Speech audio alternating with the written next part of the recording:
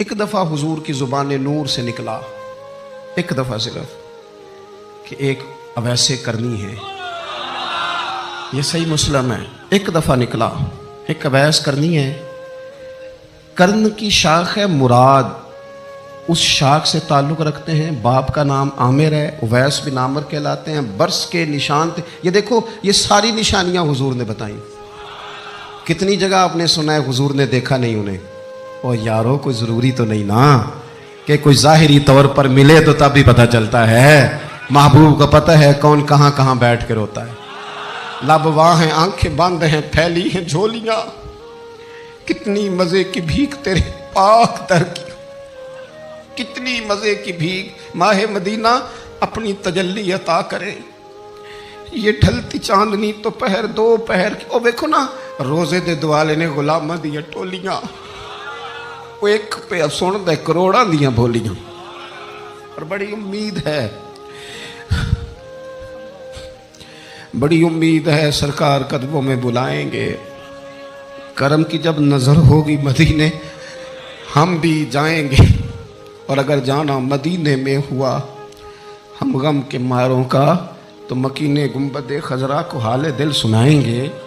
ایک دفعہ حضور نے فرمایا، عمر، ایک اویس بن عامر نام کا شخص ہے، کرن کا ہے. مراد ایک شاخ ہے قبیلے کی، اس سے تعلق رکھتا ہے. ماں کا بڑا فرما بردار ہے. یہ دیکھیں حضور غلاموں کی نشانیاں بتا رہے ہیں. غلاموں کی بے خبر ہو جو غلاموں سے، وہ آقا کیا ہے. اور بندہ مٹ جائے نہ آقا پہ تو وہ بندہ کیا ہے. فرمایا برس کے نشان ہے چہرے پہ. برس ہوا تھا وہ ٹھیک ہو گیا. درہم کے مطابق نشان ہوگا. ماں کا فرما بردار ہے. اور حضور نے فرمایا، عمر، اس بندے کی شان اتنی ہے کہ وہ اگر اللہ کو کوئی قسم دے دے تو رب پوری کر دیتا ہے. فرمایا اگر عمر تیری ملاقات ہو گئی نا تو اس سے اپنے لیے دعا کرا لینا. بس طے کر لیا حضرت عمر نے. جو بندہ بھی یمن سے آئے، عمر پوچھیں اویس کو جانتے ہو، اویس کو جانتے ہو. جو بھی ملے نا حضرت عمر پوچھیں اویس کو جانتے ہو. ایک وقت وہ آ گیا کہ حضرت اویس خود ہی آ گئے. حضرت عمر کی ملاقات ہو گئی. آپ ذرا دیکھنا نشانیاں بتا رہے. کہنے لگے آپ کا نام اویس بن عامر ہے، مراد کی شاخ سے ہیں، یہ چہرے پر نشان ہیں، ماں کے فرما بردار ہیں. کہاں؟ کہنے لگے اٹھاؤ پھر ہاتھ میرے لیے دعا کرو. حضرت اویس بن عامر اویس کرنی رضی اللہ تعالیٰ عنہ کہنے لگے، عمر میں آپ کے لیے دعا کروں؟ فرمایا کرو نا، اس لیے کہ مدینے والے حبیب نے کہا تھا دعا کرانا. حضور نے کرو نا دعا، ہم نے تو طے کر لیا. ایک نقشہ محبوب نے بتایا تھا ایک دفعہ کہ وہاں سے آئے گا. ایک دفعہ وہ نقشہ بتایا تھا کہ وہ کرن کا، یمن کا. ایک دفعہ کہا تھا وہ آئے گا. بس پھر میری عمر مدینے دے ٹبیاں دی تصویر بناؤں دے ہی گزر گئی. ساری زندگی پوچھا اویس تو نہیں نام. پھر وہ مل گئے تو کہا دعا کرو.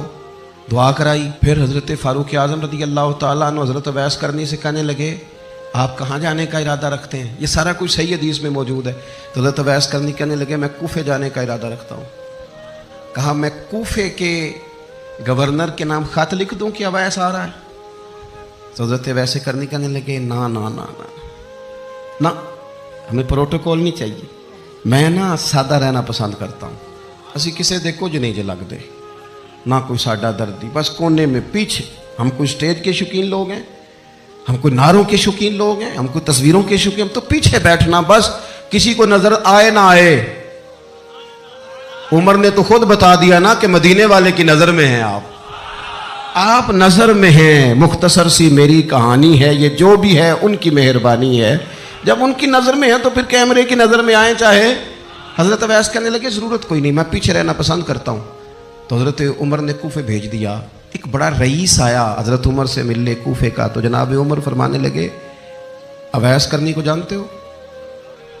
کہا حضور جانتا تو ہوں، اویس بن عامر کو جانتا تو ہوں، حضرت اویس بن عامر کو، لیکن وہ تو پیچھے پیچھے رہتے ہیں، گھر بھی ان کا سادہ، حالات بھی زیادہ وسعت والے نہیں. حضرت عمر کہنے لگے تمہیں بندے کی شان کا نہیں پتا. وہ بندہ حج کرنے آیا ہوا تھا مکے، حضرت عمر سے ملے، کوفے کے رئیس تھے. تو حضرت عمر کہنے لگے واپس جانا تو اس سے دعا کرانا. یہ رئیس واپس گئے.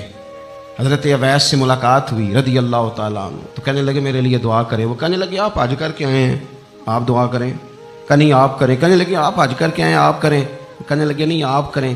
تو حضرت اویس سمجھ گئے, کہنے لگے عمر سے مل کے آئے. آپ کو پتہ ہے صحابہ فرماتے ہیں بچے کھیل رہے ہوتے تھے تو حضور جب گزرتے تھے تو بچوں کو السلام علیکم کہتے تھے.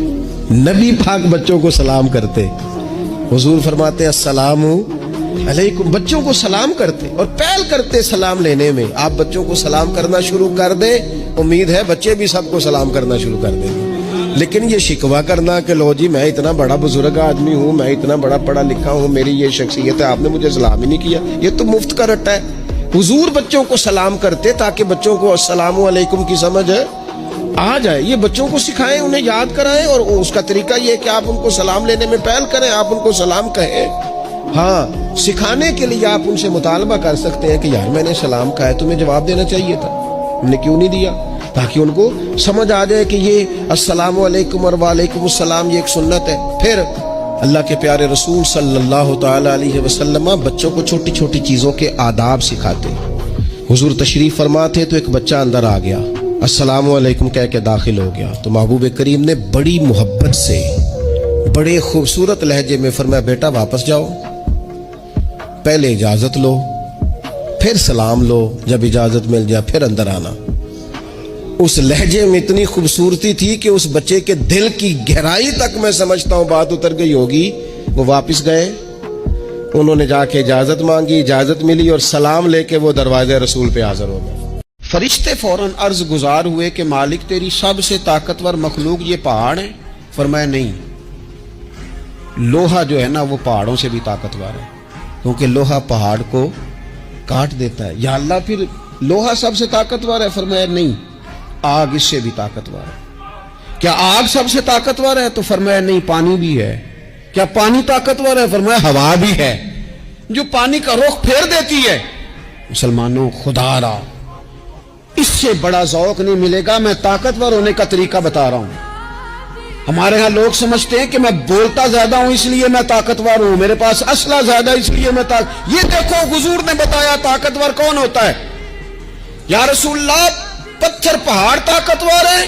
تو فرمایا نہیں, ان پر تو لوہا ہے, لوہا طاقتور ہے. نہیں, اس پر تو آگ ہے, آگ طاقتور ہے. نہیں, اس پر تو پانی ہے, پانی طاقتور, اس پر تو ہوا ہے.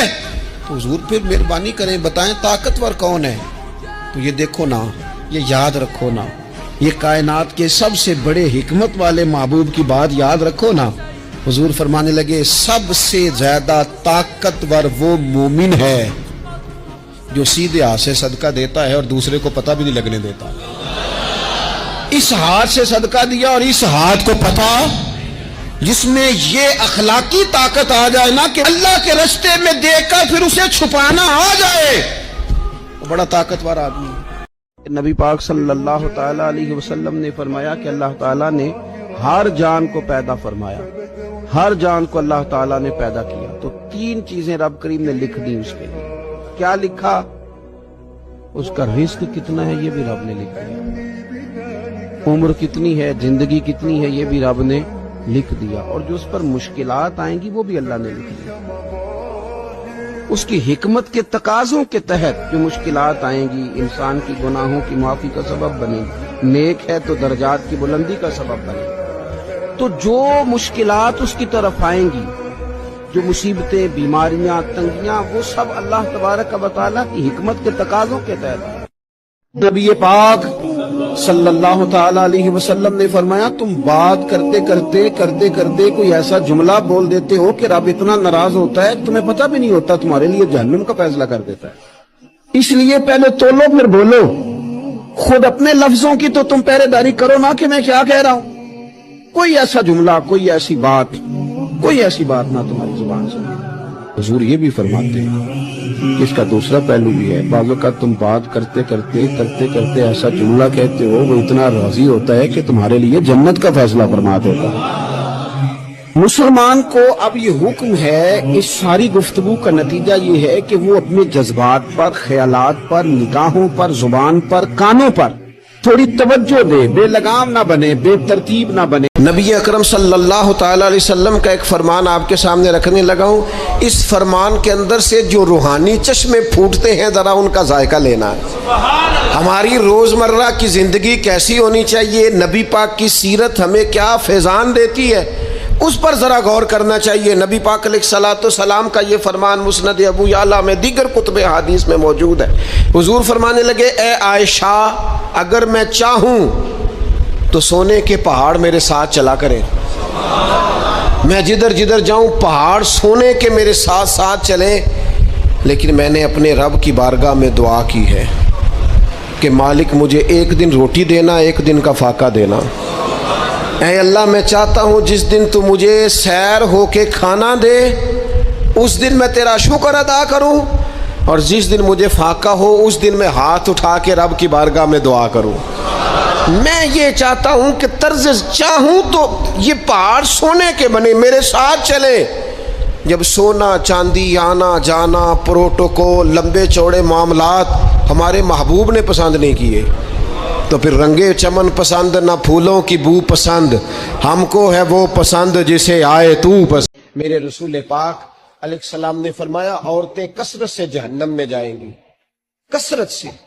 तो एक सहाबी रो पड़े, अर्ज करने लगे, या रसूल अल्लाह, वो हमारी माएँ भी हैं, बेटियां भी हैं, बहनें भी, हुजूर जहन्नम में जाएंगी?